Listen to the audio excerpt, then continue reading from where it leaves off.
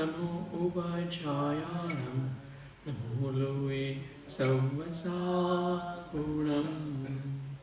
वन्दे तु सर्वसिद्धे ध्रुवमचलमणोभवं गतिं पथे वोचामि समयपाहुड मिळमो सुधकेवली मणिदम् एष सुरासुरमणुषन् वन्दिनं दोदघायकं मलं परमामि वर्तमानं तीर्थं धम्मसकतारम्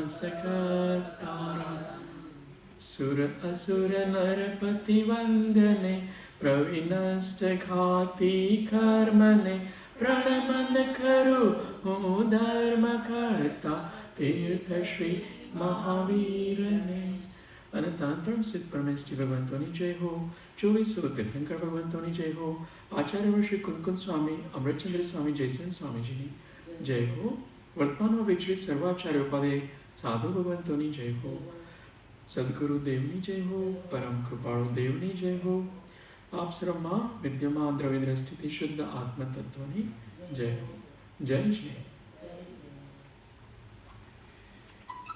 પરમ માંગલિક ગ્રંથ પ્રવચન સાચીનો આપણે સ્વાધ્યાય કરી રહ્યા છીએ જેમાં પ્રથમ બે અધિકારમાં સમ્યક દર્શન સમ્યક જ્ઞાનનું સ્વરૂપ બતાવ્યું હતું અને ત્રીજા અધિકારમાં સમ્યક ચારિત્ર્યનું સ્વરૂપ બતાવે છે આત્મા છે એ કેવળ જ્ઞાન સ્વરૂપ છે અને એ બધા જ્ઞેયોને માત્ર જાણનારો છે એવો વીતરાગી છે અનંત જ્ઞેયો કેવળ જ્ઞાનમાં ઝળકે એવો આત્માનો મૂળ સ્વભાવ છે એ વીતરાગી સ્વભાવ છે અને જ્યારે વીતરાગતાનો અભ્યાસ જેવ કરે છે વૈરાગ્યથી વીતરાગતાનો અભ્યાસ ત્યારે એમનું જ્ઞાન છે એ મતિ શુદ્ધ જ્ઞાનમાંથી કેવળ જ્ઞાન સુધી પહોંચે છે તો રાગદ્વેષનો જેટલો અભાવ થતો જાય છે એટલો જીવ ઉપર ઉત્થાન પામે છે ચારિત્ર અંગીકાર કરે છે અણુવ્રત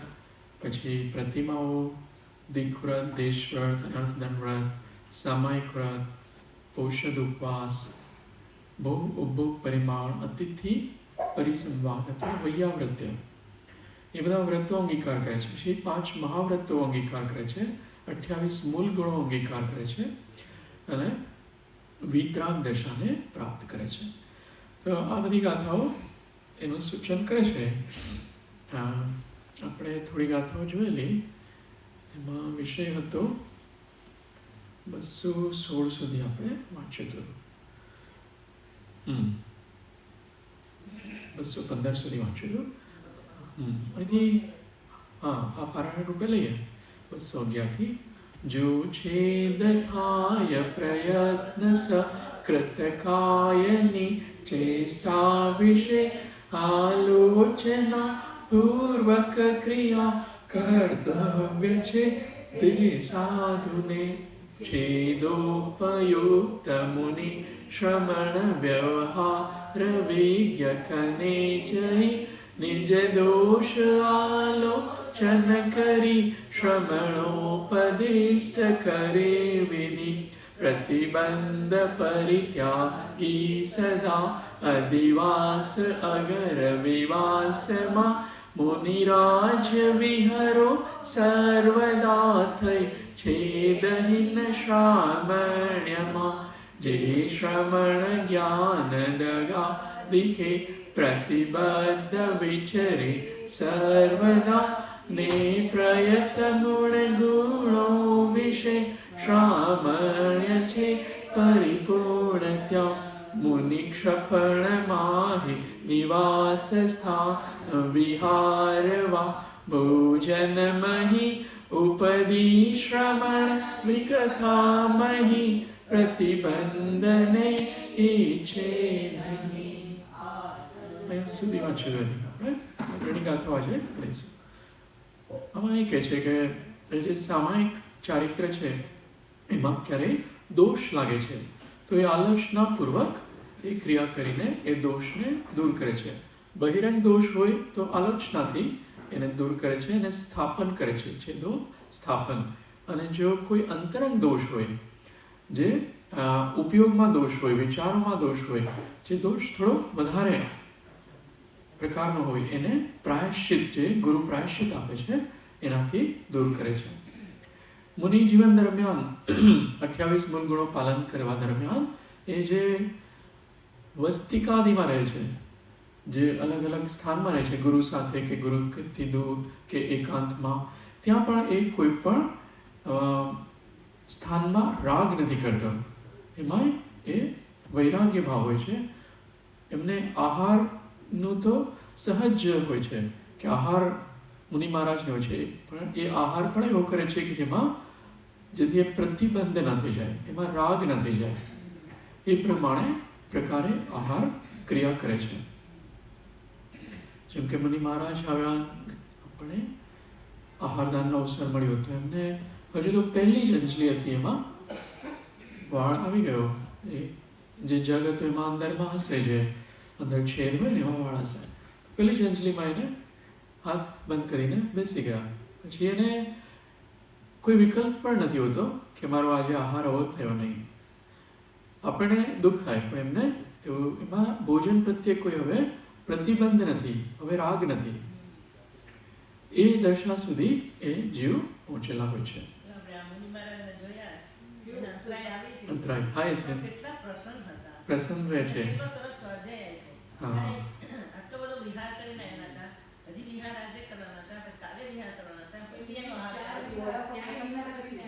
હા, 4 વિહાર. હા, નિર્જલ. હા, દ્રષ્ટાંત. હા, એટલે આપણે એવું બનવાનું છે. આપણને ભોજનમાં જરાક કંઈક આગુ પાછું થઈને જો પરિણામ બગડતા હોય તો એ બરાબર નથી.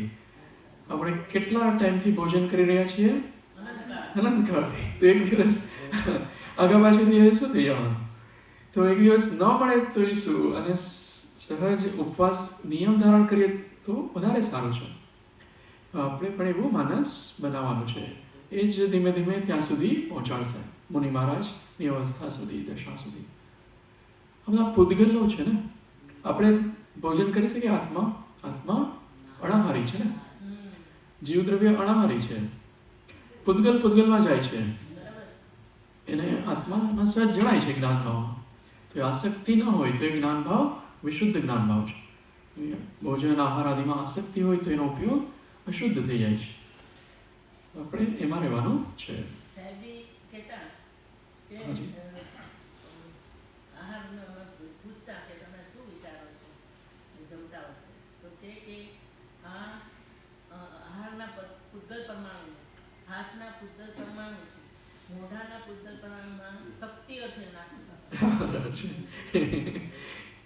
શક્તિ અર્થે એ દેહની શક્તિ, પૂતગલની શક્તિ જોઈએ એટલા અર્થે એમાં જાય છે બધા. તો આપણે આગળ થોડો વિષય લઈએ. 216 ગાથા આવશે હવે, અને એ પેજ નંબર છે 396. પ્રાકૃતમાં ગાથા છે. અપયતા વાચર્યા શયણાસન ઢાણ ચંકમાદિષુ સમણસ્ય સૌકાલે હિંસા સા સંતતિયતિમદા આશન શયન ગમનાદિકે ચર્યા પ્રયત્ન વિહીન જે તે જાણ વૈ હિંસા સદા સંતાનવાહિની શ્રમણને. અન્વયાર્થ. શ્રમણને શયન, આસન એટલે કે બેસવું, સ્થાન એટલે કે ઊભા રહેવું, ગમન ઇત્યાદિમાં જે અપ્રયત ચર્યા તે સર્વકાળે સતત હિંસા માનવામાં આવી છે. અપ્રયત ચર્યા કરી છે ને, પ્રયત્ન વગરની, એ સર્વકાળે હિંસા. ભલે કોઈ જીવની હિંસા થતી નથી, પણ માની લો એ સમિતિ વગર જે ચાલવાની ક્રિયા કરે છે, ઇર્યાપત ક્રિયા, તો 4 આગળ જમીનને જોયા વગર અગર પગ મૂકશે તો હિંસા દોષ લાગશે. તે જીવ હોય કે ના હોય એની સાથે સંબંધ નથી, ઉપયોગમાં એને રહેવાનું હોય છે. ઉપયોગ કેવો છે? સ્વ પર પ્રકાશક છે ને, તો એ જ્ઞાન ઉપયોગ પરને જોવો પડે પ્રવૃત્તિ દરમિયાન, અને એમાં પ્રયત્ન નહીં હોય ઉપયોગમાં જીવને બચાવવાનો, તો એને કર્મબંધ થાય છે. એ હંમેશા હિંસા માનવામાં આવે છે. શયન, જ્યાં આગળ એ સૂવે છે ત્યાં, આસન બેસે છે, ઊભા રહે છે કે ગમન ક્રિયા કરે છે, એમાં અપ્રયત્નચર્યા છે, એ હંમેશા હિંસા છે. આપણા માટે પણ સેમ છે, એવું નથી કે ખાલી મુનિ મહારાજ માટે છે. આપણે પણ પ્રયત્નપૂર્વક નહીં બેસીએ, એ શું કહેવાય, પરિમાર્જન કહે ને, પૂંજવાનું, તો જોયા વગર બેસીએ ને તો એ આપણને દોષ લાગે છે હિંસાનો. ઊભા રહીએ કે ચાલીએ, કોઈ વસ્તુ રાખીએ ત્યારે પણ એ ઉપયોગપૂર્વક રાખવાની હોય છે. કંઈ પણ તમે શું કહેવાય, સાપડો મૂકો ને નીચે, મને થઈ ગયો પૂજા બાજુમાં મૂકે, જોઈને મૂકવાનો ત્યાં કીડી છે કે નહીં.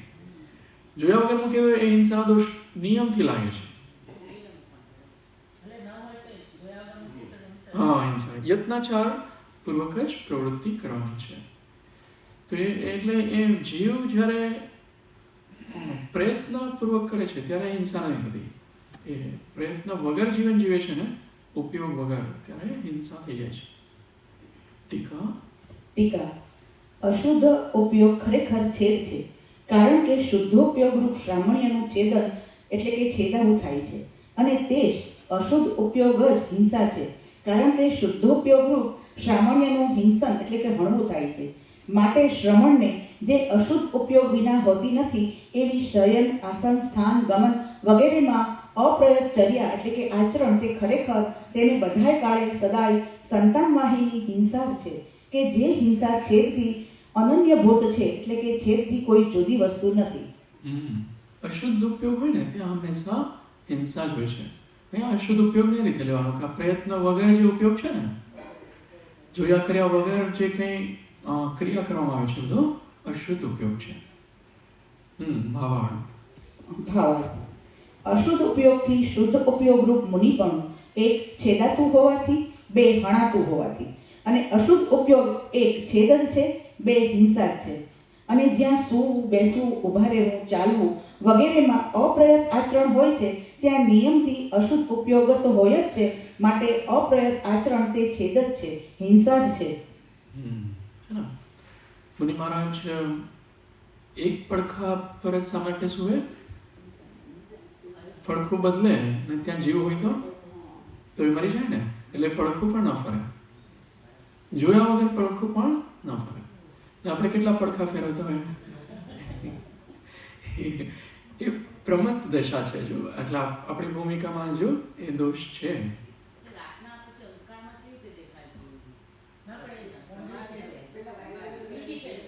પીછી ફેરવીને પછી કંઈ બી કરવું હોય ને તો એ મૂવમેન્ટ કરે. એમને આપણે જે આડોટે નહીં, પડખા ના ફેરવે. કોઈ જીવ હોય શકે ને, એ તો ખુલ્લામાં સૂતા હોય, ત્યાં મને કીડી બી આવી શકે, કોઈ બી જીવ આવી શકે, મરી જાય. ઉપયોગપૂર્વક એ બધું કરે છે. આપણે ગાડી ચલાવીએ તો ઉપયોગપૂર્વક ચલાવી શકીએ? ત્યાં કેટલા બધા જીવો હોય, એને બચાવી શકીએ? હા, 4 પગ હોય એવી. એટલે વાહનનો ત્યાગ છે ને, એ 8મી પ્રતિમાથી પછી અને એની ઉપરની પ્રતિમાથી પછી વાહનનો પણ ત્યાગ કરાવી દે છે. એમાં વધારે હિંસા છે. ક્ષુલ્લક આમ તો ઉપરની એમાં 11 સુધી કહી શકો, 10, 11 એ બધા સંઘમાં નથી. અમુક સંઘમાં એમને વાહનનો ત્યાગ હોય છે. આચાર્ય શ્રી વિદ્યાસાગરજીના સંઘમાં વાહન અલાઉડ નથી. એમાં બીજા પણ ઘણા બધા સંઘ છે, એમાં અલાઉડ નથી. અમુક સંઘમાં કોઈ કારણસર રાખ્યો હશે, એક્સેપ્શનલ કેસમાં રાખ્યો હોય, પછી વધારે એ પ્રિવેલન્ટ થઈ ગયું હોય, એવું બની શકે. પણ એના બહુ હિંસા છે વાહન વગેરેમાં. આપણે અત્યારે શ્રદ્ધામાં રાખવું કે વાહન છોડવા જોઈએ, નહીં તો હિંસાનો દોષ લાગે. એટલું શ્રદ્ધામાં રાખવાનું તો એક દિવસ છૂટશે. વાહનનો ત્યાગ. હાજી, બસ નાના પડે છે મારે એ ટ્રેનની છૂટ હતી એમને. ટ્રેનની, બાકી કોઈ વાહન બીજું કંઈ ના વાપરવાનું, પણ ટ્રેનની છૂટ હતી એમને. હા, ચુલ્લકજી ને સહજાનંદ વાણી, એમાં ઓછો દોષ કહી શકીએ. પબ્લિક ટ્રાન્સપોર્ટ હા હા હા એ બરાબર છે. પણ ટ્રેન સ્ટેશન સુધી કઈ રીતે જાય? ટ્રેન સ્ટેશન વોકિંગ જાય છે? અમારે બધે ચાલવાનું, ખાલી એક ગામથી બીજે ગામ જવું હોય હા તો ટ્રેનની છૂટ હતી. એ એકચ્યુઅલી બહુ સારું. એટલે એટલે એમને કંઈ કોઈ જગ્યાએ જવાનું હોય એ દોષ એમાં રાઈટ બહુ જ ઓછો થઈ જશે. કારણ કે ટ્રેન તો ચાલવાની જ છે સહજ. આપણા માટે તો ટ્રેન છે નહીં. મુનિ મહારાજને ટ્રેનનો પણ ત્યાગ, એમાં બીજા દોષ લાગે છે ને એટલા માટે. એમાં હજુ ફાસ્ટ જવાનો રાગ છે ને, એક ક્ષેત્રથી બીજા ક્ષેત્રમાં પહોંચી જઈએ વિહાર, નોર્મલ વિહાર વગર, એટલે એક ટાઈપના દોષ એમાં આવી શકે. તો આ બધું આપણે ધ્યાન રાખવાનું છે. પછી એ સિમિલર ગાથાઓ આગળ આવે છે. 217 ગાથા લઈએ. મરદુવા જીયદુવા જીવો અયદાચારસને ચિત્તા હિંસા પયદર્શણથી બંધો હિંસા મે તેણ સમીદસ્સ જીવો મરો જીવયત્નહીન આચાર્યા હિંસા નખી સમિતિ પ્રયત્ન સહિત ને નહીં બંધ હિંસા માત્રથી. અન્વયાર્થ: જીવ મરો કે જીવો અપ્રયત આચારવાળાની અંતરંગ હિંસા નિશ્ચિત છે. પ્રયત્ને સમિતિવંતને બહિરંગ હિંસા માત્રથી બંધ નથી. અપ્રયત આચાર છે ને, એ ઉપયોગ વગરનો આચાર. જોયા વગર, ચાલુ જોયા વગર બેસવું, અથવા કોઈ વસ્તુને મૂકવી, અને વસ્તુને લેવામાં પણ શું કામે કાળજી રાખવી પડે. એમાં શા માટે દોષ? માની લો તમે કઈ વસ્તુ ઉઠાવો છો, કોઈ વસ્તુ આમ ઉઠાવો છો, એમાં શું કામ દોષ આવે? પ્રયત્ન વગર. હા, તમે ઉપાડો છો, નીચે મૂકો તો જીવ દબાઈ જાય. ઉપાડવામાં શું થાય છે?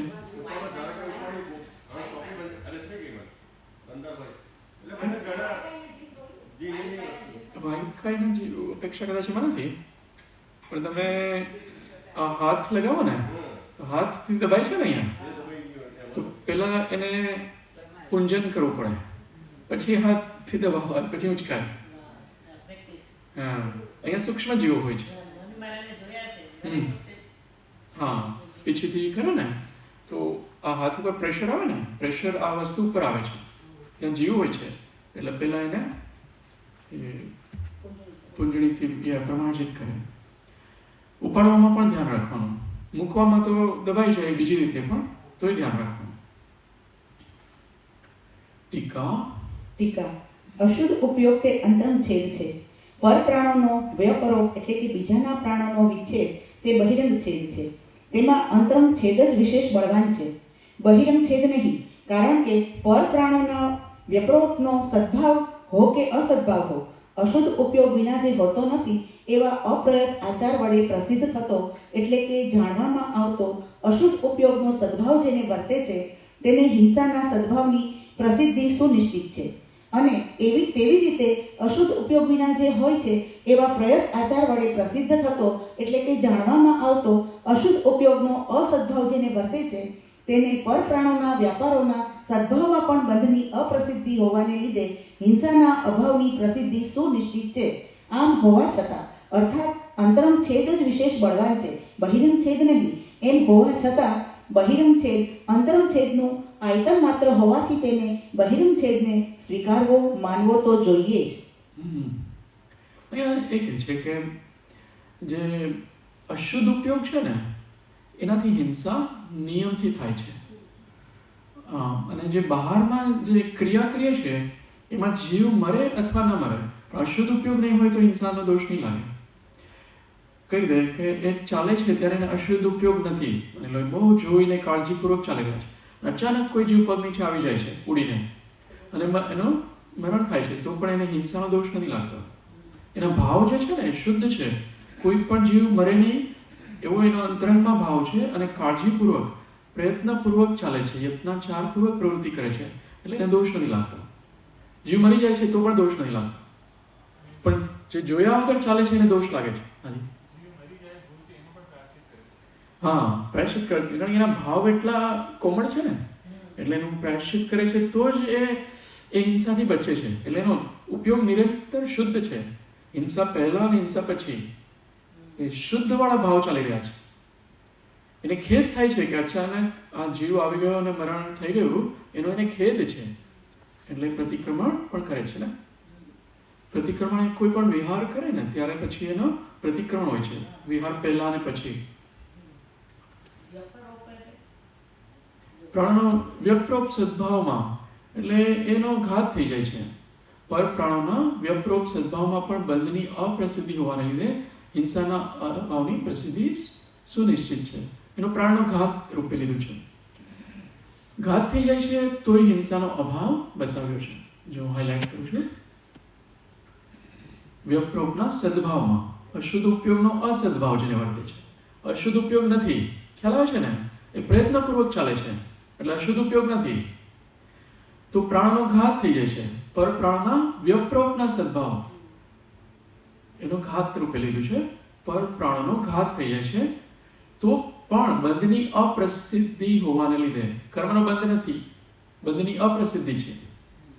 હિંસાના અભાવની પ્રસિદ્ધિ સુનિશ્ચિત છે.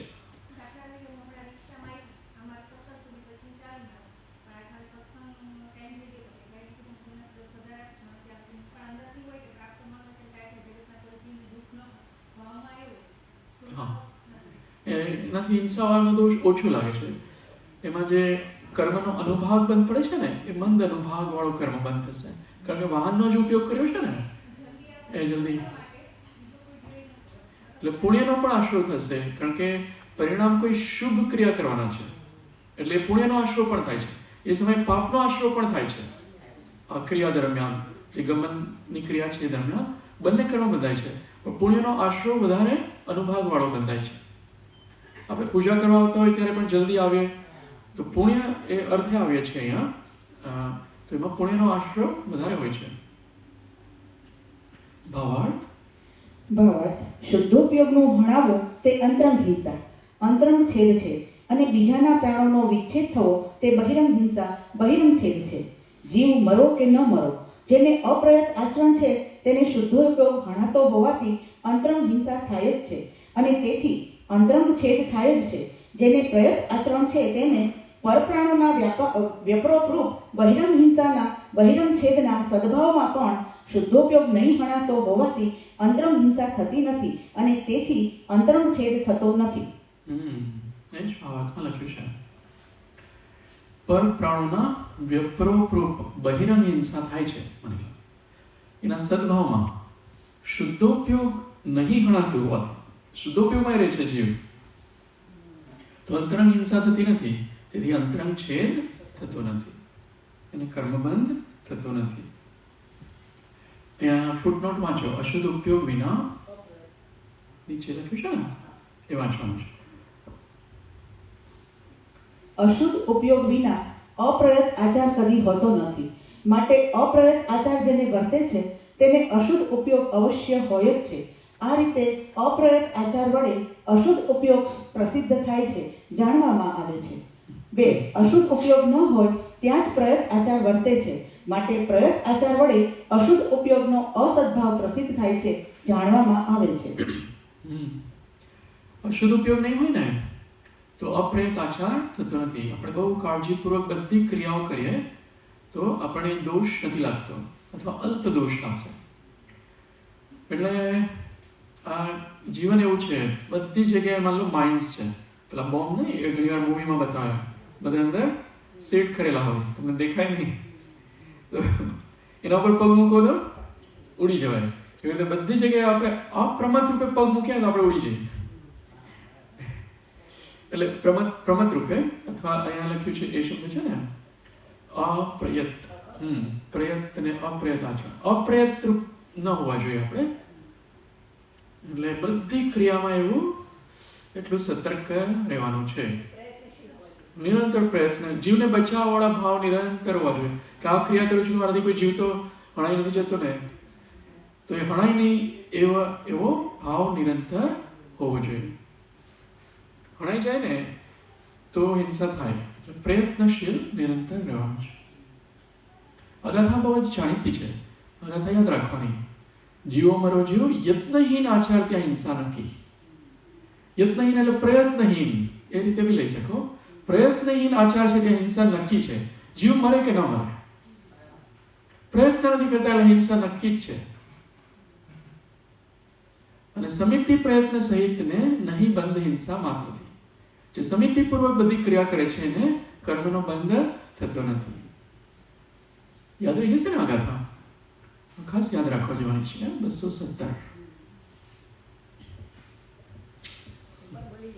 હા, ફરીથી બોલી દે. જીવો મરો જીવયત્નહીન આચાર ત્યાં હિંસા નકી, સમિતિ પ્રયત્ન સહિત ને નહીં બંધ હિંસા માત્રથી. સમિતિ એટલે બધાને ખબર છે ને? 5. સમિતિ વાળો પ્રયત્ન હોય તો બંધ નથી, કર્મનો બંધ નથી થતો. હિંસા ભલે થાય એટલે એ કરવા નથી માંગતા, પણ માની લો હિંસા થઈ જાય તો પણ કર્મનો બંધ નથી. સમિતિ પૂર્વક એરિયા સમિતિ ભાષા એષણામ ઉત્સર્ગ કઈ છે. તો આપ લોકો એ કહો કે એષણા સમિતિનું પાલન કઈ રીતે કરશો? એષણા સમિતિ કઈ રીતે પાલન કરશો કે આપણને હિંસાનો દોષ ના લાગે? એષણા એરિયા નહીં. એષણા સમિતિમાં શું કરવાનું? ભોજનને જોઈને ખાવાનું. એમાં કોઈ જીવ નથી ને. આપણામાં કેવું હોય જૈન લોકોમાં કે આપણે આખા ફળ ન ખાય, માની લો કોઈ જીવ બી હોઈ શકે, એટલે એને ખોલી અને એનું શોધન કરીને પછી મોડામાં મૂકીએ. એને જોઈને આપણે પછી શાક બનાવીએ કે બાફીએ. તો એ એષણા સમિતિ છે. બધું જોઈને ખાવાનું. માની લો તમે સેવ મમરા બી ખાતા હોય દ્રષ્ટાંત તરીકે, એની જોઈને એમાં સમોસન જીવ ઉત્પન્ન થઈ શકે. કંઈ પણ ખાઓ તો જોઈને ખાવાનું. ના દેખાય. આ બધા સમોસન તો છે કીડી મકોડા. હા, એટલે એમાં આપણા આંખનો જે ક્ષયોક્ષમ છે એટલું જ એને કહ્યું છે, એટલું પર્યાપ્ત છે. પછી તો કેવળ જ્ઞાન થવું જોઈએ. બાકી ઉપરથી પણ આવી જાય. હા, એટલે જોઈને બધું લેવાનું. એમને સીધું મોઢામાં કાંઈ પણ નહીં મૂકવાનું. ઘણા લોકો આપણી વાત નથી કરતા, પણ જેને ખબર હોય ને એ તો સીધું એમને એપલ ખાવા માટે, સફરજન, બાળકો હોય છે નવા જનરેશન અમેરિકા વગેરેમાં, એ સીધા બધા ફળ એમને જ ખાઈ લે છે. એ જોતા નથી અંદર છે જીવ કે નહીં. દ્રાક્ષને પણ ખોલીને પછી વાપરવાની હોય છે.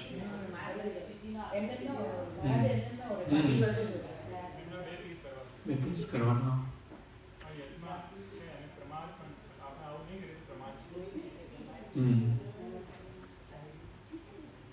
તો એ રીતે એષણા સમિતિનું પાલન કરવાનું. ભાષા સમિતિનું પાલન કઈ રીતે કરશો? ભાષા સમિતિમાં શું કરવાનું? હા, હિતમિત પ્રિય વચન, અને ક્રોધપૂર્વક નહીં બોલવાનું, ભયપૂર્વક નહીં, હાસ્યપૂર્વક નહીં, અને લોભપૂર્વક નહીં બોલવાનું. 4 એમાં વસ્તુ કીધી છે. એના પૂર્વક નહીં બોલવાનું. હા, નહીં તો એ ભાષા સમિતિ નહીં કહેવાય. નહીં તો ક્રોધપૂર્વક બોલીએ એમાં પણ હિંસા છે. લોભપૂર્વક, ભયપૂર્વક અને હાસ્યપૂર્વક. આદાન નિક્ષેપણ સમિતિમાં શું હોય છે કે ઉપાડો ને મૂકો ત્યારે પણ કોઈ જીવની હિંસા ના થાય એ જોઈને. હા, એટલા માટે જ છે હિંસા ના થાય.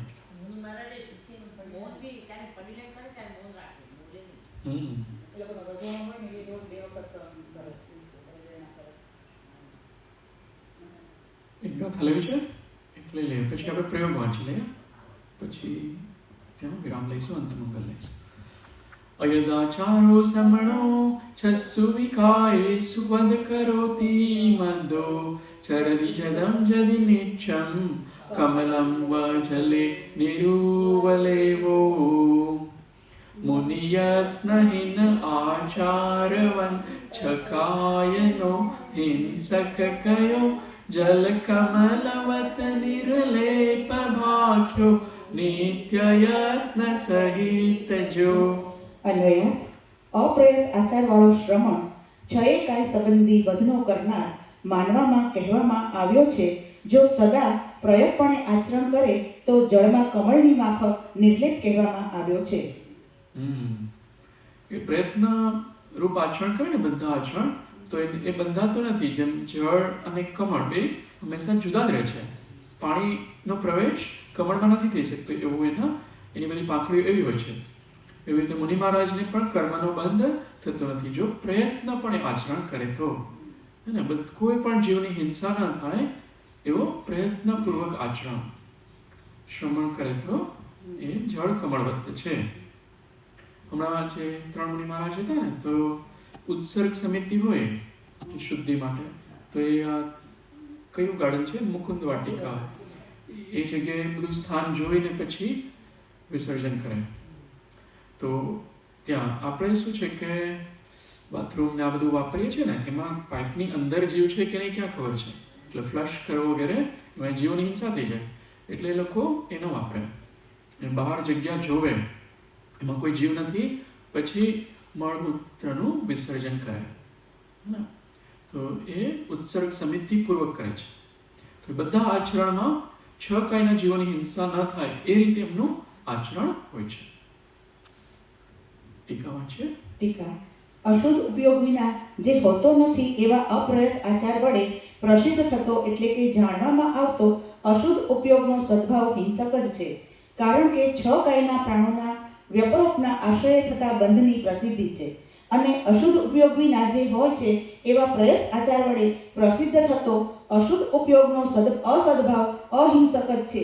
કારણ કે પરના આશ્રય થતા લેશ પણ બંધનો અભાવ હોવાને લીધે જળમાં ઝૂલતા કમળની માફક નિર્લેપપણાની પ્રસિદ્ધિ છે. માટે તે સર્વ પ્રકારે અશુદ્ધ ઉપયોગરૂપ અંતરંગ છેદ નિષેધ્ય છોડવા યોગ્ય છે. કે જે પ્રકારે તેના આયતન માત્રભૂત પર પ્રાણ વ્યપરોપ બહિરંગ છેદ અત્યંત નિષિદ્ધ હોય. અમે જ વાત કરી છે જે પેલા ભાવાર્થમાં સંક્ષિપ્તમાં છે એમાં છે. ભાવાર્થ. શાસ્ત્રમાં અપ્રયત આચારવંત અશુદ્ધ ઉપયોગીને 6 કાયનો હિંસક કહ્યો છે અને પ્રયત આચારવંત શુદ્ધોપયોગીને અહિંસક કહ્યો છે. તેથી શાસ્ત્રમાં જે પ્રકારે 6 કાયની હિંસાનો નિષેધ કરવામાં આવ્યો હોય તે સર્વ પ્રકારે અશુદ્ધ ઉપયોગનો નિષેધ સમજવો. કેટલું સ્પષ્ટ બતાવ્યું છે કે 6 કાયની હિંસાનો નિષેધ બતાવ્યો છે ને, ત્યાં અશુદ્ધ ઉપયોગનો પણ નિષેધ છે. એનો ઉપયોગ છે પ્રયત્નશીલ છે, મારા જીવને બચાવવા છે એ રીતે ક્રિયા કરવી છે, તો એ અશુદ્ધ ઉપયોગ નથી. તો 6 કાયની હિંસા પણ થતી નથી. જીવમાં જે કર્મબંધ થાય છે ને, ઉપયોગને લીધે થાય છે, ક્રિયાથી નથી થતો. એ ખાસ ધ્યાનમાં આ બધાને હોવું જોઈએ. શુભ ઉપયોગ હોય તો પુણ્ય, અશુદ્ધ ઉપયોગ હોય અશુભ ઉપયોગથી પાપ કર્મ બંધાશે, શુદ્ધ ઉપયોગથી પુણ્ય પાપ નહીં બંધાય, દીર્ઘા થશે. તો એ જીવના ભાવ કેવા છે એ પ્રમાણે કર્મ બંધાય છે. બાહ્ય ક્રિયાથી કર્મ નથી બંધાતા. જીવના ભાવ ઉપયોગ છે ને, એ ભાવ સ્વરૂપ છે. એ કેવા છે, બચાવવાળા ભાવ છે કે બચાવ વગરના ભાવ છે, એ પ્રમાણે કર્મ બંધાય છે. જીવ છે એ આ શરીરની ક્રિયા નથી કરતો, એ તો ઉપયોગ કરી શકે છે, શુભ ઉપયોગ કરી શકે છે, અશુભ ઉપયોગ કરી શકે. જીવમાં એક શક્તિ છે શુભ અશુભ ઉપયોગ કરવાની કે શુદ્ધ ઉપયોગ. તો એ જીવ જેવા ભાવ કરે છે એ પ્રમાણે કર્મ બંધાય છે. એમાં બહારની ક્રિયા નિમિત્તિક હોય છે. શરીરની ક્રિયા જેવો ઉપયોગ હોય ને શુભ, શરીર એ રીતે મૂવમેન્ટ કરતું હોય છે સામાન્ય રીતે. તો મુખ્ય ઉપયોગ છે જેનાથી કર્મ બંધ અથવા કર્મનો અબંધ થાય છે. હા, ઉપયોગ છે શુભ અશુભ રૂપ બતાવ્યો છે અથવા શુદ્ધ રૂપ. અભિપ્રાય શ્રદ્ધામાં લઈશું અને ઉપયોગ છે ચારિત્રમાં લઈશું. અભિપ્રાય હેલ્પ કરે છે ઉપયોગ માટે. આપણો અભિપ્રાય એમ કહી શકે કે મારે કોઈ જીવને મારવાનો અભિપ્રાય નથી, તો એ શ્રદ્ધાના સ્તર પર છે. પણ એને પછી પ્રેક્ટિકલી પણ એને નિરંતર દરેક સમયે ઉપયોગમાં રહેવું પડશે. એ ઉપયોગ છે. શ્રદ્ધામાં તો છે કોઈને મારવા નથી, પણ ઉપયોગમાં નહીં રહે તો એ જીવની હિંસા કરવા માંડશે, હિંસા થવા માંડશે ને. તો શ્રદ્ધામાં બરાબર હોય, પણ એને ઉપયોગ દરેક સમયે ઉપયોગ બદલાય છે, ઉપયોગમાં રહેવું પડે છે દરેક સમયે. હા, કન્ટિન્યુઅસ છે ઉપયોગ દરેક સમયે છે. તો જો અહીંયા એ ચાર્ટ છે ને, એમાં એ કહે છે કે હિંસા પ્રયત્નહીન આચરણ છે યસ તો એ અશુદ્ધ ઉપયોગ છે, અને પ્રયત્ન સહિત આચરણ હોય તો એ શુદ્ધ ઉપયોગ છે, એમાં અહિંસા છે. પછી શુદ્ધોપયોગ છે અને બહિરંગ હિંસા છે, તો અંતરંગ હિંસાનો અભાવ હોવાથી અંતરંગ છેદનો અભાવ છે, બંધનો અભાવ છે.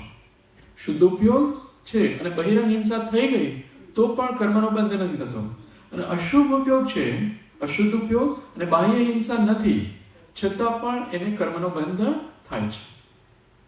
તો નિરંતર ઉપયોગમાં રહેવાનું કહ્યું છે. અને 218 કહે છે કે શુદ્ધોપયોગી મુનિ યત્ન સહિત પ્રવૃત્ત હોવાથી જલ કમલવત કર્મથી નિર્લેપ છે. જલ છે અને કમળ બે એકબીજાને સ્પર્શ પણ નથી કરતા, એવી રીતે મુનિ મહારાજ છે એ કર્મથી નિર્લેપ છે ને કર્મનો લેપ લાગતો નથી. એ અહીંયા બતાવ્યું. આપણો સમય પણ થઈ ગયો છે. એક બે પ્રયોગ લઈએ પછી અંતમાં કરીએ.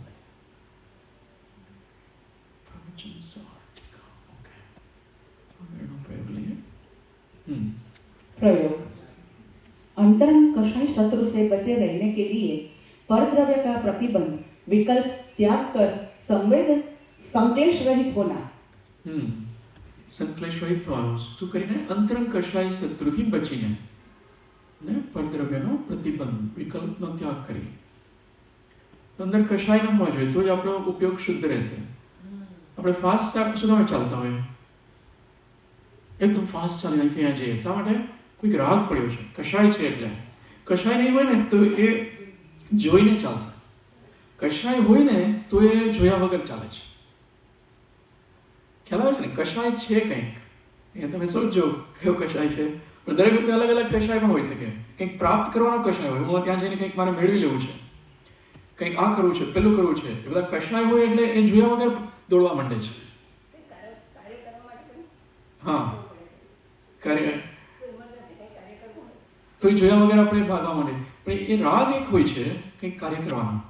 આ જીવનો શું દોષ છે? જે કચડાઈ જાય છે એનો કોઈ દોષ છે? એ તો બિચારા એમને મરી ગયા ને. એટલે એવી રીતનો આચરણ નહીં કરવાનું એવું કે છે. ભલે ઇમરજન્સી હોય તો એ જોઈને ચાલો એવું કે છે. હા, જોઈને જ ચાલે. હા, ચાર હાથ આગળ જોઈને ચાલે. હા હા, એ ઉપયોગપૂર્વક ચાલે છે. હા, પણ એનો ઉપયોગ નિરંતર રહે છે. આગળનો પ્રયોગ લઈએ. प्रयोग. परमार्थ स्वास्थ्य में ही आत्महित जानकर अंतरंग छेद व बहिरंग छेद का परिहार करना.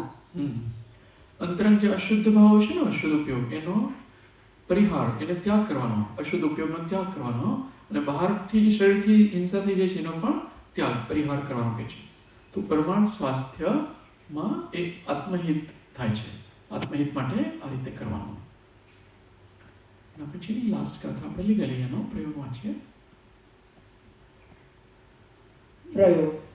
सहजानंद लाभ के लिए मैं सहज ज्ञान मात्र हूँ ऐसे उपयोग के द्वारा अविकार ज्ञान स्वरूप अनुभव करते हुए अशुद्ध उपयोग रूप अंतरंग छेद का प्रतिषेध करना. अरे वाह, बहुत सरस.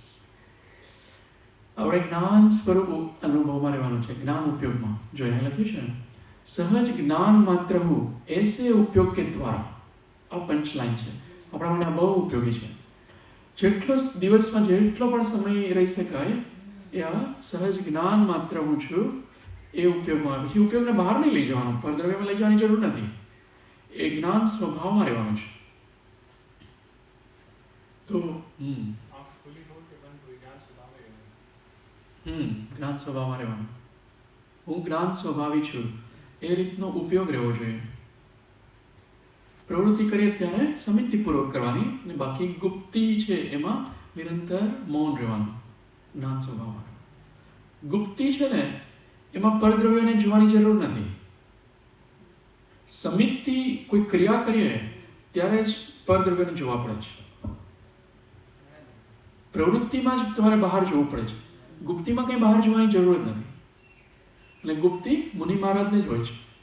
સાચી ગુપ્તી 3 ગુપ્તી છે ને 5 સમિતિ મુનિ મહારાજને આપણે અભ્યાસ રૂપે હોય છે, પણ આપણે ખરેખર ગુપ્તી નથી હોતી. અભ્યાસ રૂપે ગુપ્તી મુનિ મહારાજને જ બતાવી છે.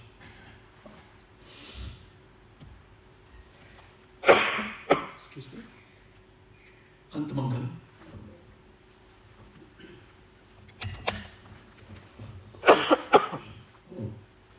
સુખ ધામ અનંત સુશાંત ચલે દિન રાત રહે તદ ધ્યાન મન પર શાંતિ અનંત સુધામય જે પ્રણમો પદતે વરતે જયતે ઓ પ્રણમો પદતે વરતે જયતે.